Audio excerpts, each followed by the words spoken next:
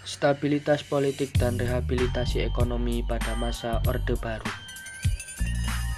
Stabilitas politik artinya mencoba menjaga stabilitas keamanan politik dalam negeri, sedangkan rehabilitas ekonomi adalah membangun kembali ekonomi kita yang sudah jatuh pada masa Orde Lama. Stabilitas politik pada masa Orde Baru, kita menerapkan politik bebas aktif, di mana kita tidak memihak salah satu pihak blok di dunia, atau kita bersifat netral dan menciptakan perdamaian dan kedaulatan. Mengakhiri konfrontasi dengan Malaysia, menjadi anggota PBB kembali, membentuk ASEAN dan menggabungkan partai yang akhirnya kita menemukan 3 partai yaitu P3, PDI, dan Golkar. Stabilitas penyeragaman, melarang ideologi komunisme dan ideologi yang dianggap radikal, menetapkan Pancasila sebagai ideologi negara, menggagas pedoman dan pengamalan Pancasila melalui Eka Prasetya Pancakarsa, melakukan penataran, pedoman, penghayatan, dan pengamalan Pancasila atau biasa disebut P4, mengharuskan semua partai menganut ideologi Pancasila. Penerapan dui fungsi ABRI. Konsep dui fungsi ABRI dikenalkan oleh Jenderal Ahmad Haris Nasution yang menyatakan bahwa fungsi ABRI tidak hanya berkaitan dengan bidang keamanan dan pertahanan negara, tetapi berkaitan dengan bidang sosial dan politik. Anggota ABRI menduduki kursi parlemen. Pada masa Orde Baru, pelaksana negara banyak didominasi oleh ABRI. Dominasi pada masa itu dapat dilihat dari banyaknya jabatan pemerintahan, mulai dari bupati, wali kota, gubernur, menteri, bahkan duta besar diisi oleh anggota ABRI.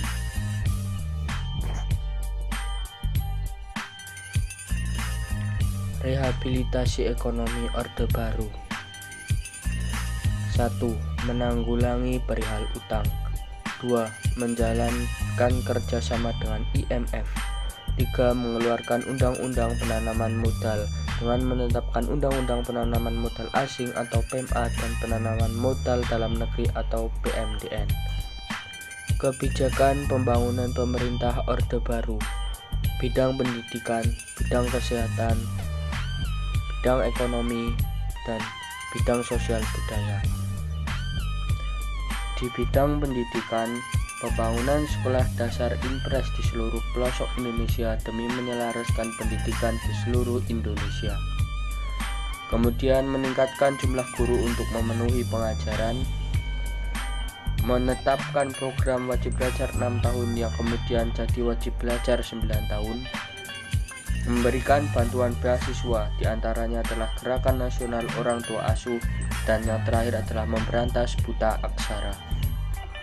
Kebijakan pembangunan di bidang kesehatan. Yang pertama adalah mendirikan pusat pelayanan kesehatan masyarakat di seluruh penjuru Indonesia. Kemudian mengembangkan posyandu. Yang ketiga, melakukan program keluarga berencana guna menanggulangi jumlah penduduk yang tinggi.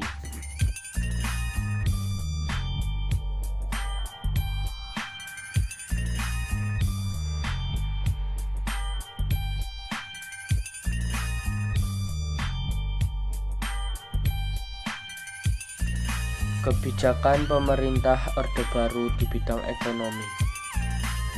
Yang pertama adalah meningkatkan peran badan usaha milik negara, kemudian perluasan lapangan kerja melalui proyek padat karya dan bantuan daerah.